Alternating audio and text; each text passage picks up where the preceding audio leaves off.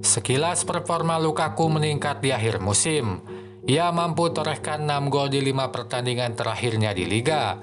Lalu bagaimana bila ditelisik dengan data yang lebih akurat? Seberapa signifikankah peningkatan performa Lukaku? Dan seberapa perlukah ia dipertahankan Inter musim depan? Temukan semua jawabannya di video ini. Sebelum pembahasan dimulai, mari bahas dulu bagaimana pembahasan ini akan dilakukan. Pertama, data yang digunakan untuk menilai performa Lukaku adalah expected goal dan expected assist. Expected goal dan assist mengukur seberapa berpotensi sebuah peluang menjadi gol dan assist. Alat ukur ini lebih akurat dalam menilai performa pemain dibandingkan hanya melihat gol dan assist, karena yang dilihat tidak hanya hasil tapi juga prosesnya.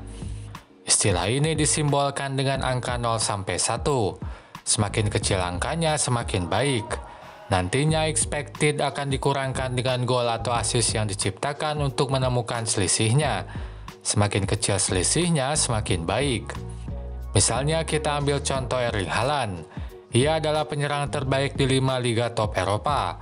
Label tersebut diberikan bukan hanya karena banyaknya gol yang diciptakan, tapi juga catatan expected golnya yang rendah dibandingkan penyerang lain.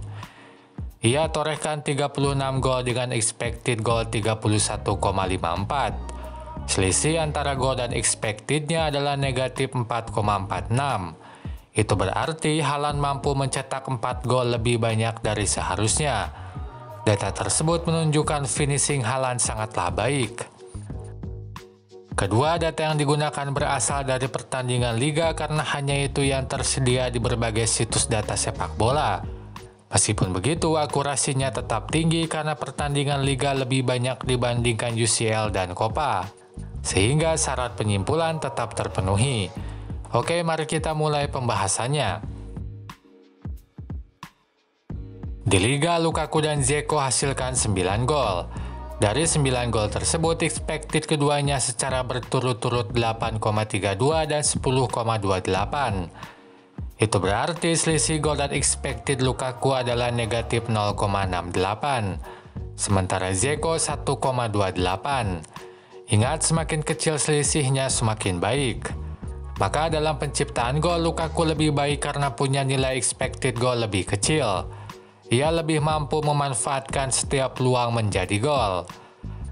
Lalu untuk assist, Lukaku hasilkan 5 dengan expected 2,64. Sementara Dzeko hasilkan 3 dengan expected 3,01. Selisihnya Lukaku negatif 2,36 dan Dzeko 0,01. Kembali, semakin kecil selisih semakin baik. Maka assist pun Lukaku lebih kontributif dibandingkan Dzeko.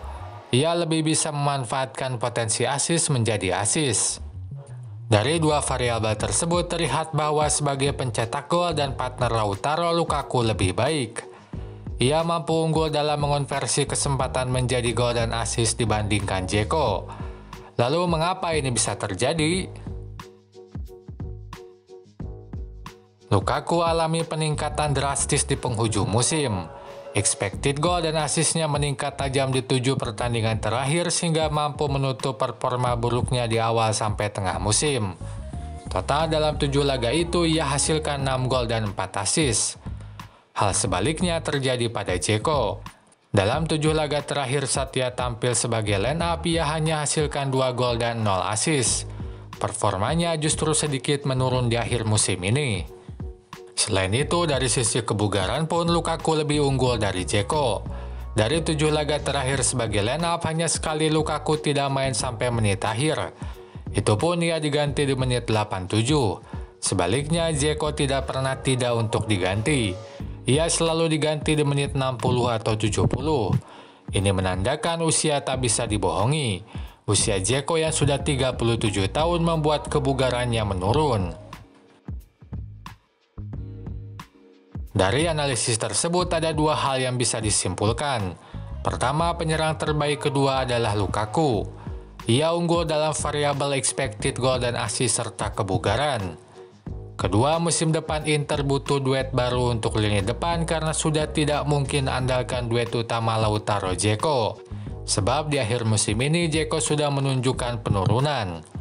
Pertanyaannya, apakah Lukaku? Jawabannya, dibanding mendatangkan penyerang baru, lebih baik mempertahankan yang sudah ada. Karena penyerang baru belum tentu mampu beradaptasi dengan taktik yang baru. Sementara Lukaku sudah membuktikan bisa sejalan dengan apa yang Inzaghi inginkan. Kini kita harus dulu melihat apa yang akan Chelsea lakukan. Karena tindakan Inter bergantung pada tindakan Chelsea. Tapi andai saja Chelsea memutuskan untuk tidak membawa lagi Lukaku ke Inggris, maka menurut saya Inter lebih baik mempertahankannya dibandingkan mendatangkan penyerang baru yang belum pasti. Nah, gimana menurut kalian? Apakah kalian setuju dengan semua pendapat di video ini? Atau kalian punya pendapat yang berbeda? Silakan tulis di kolom komentar.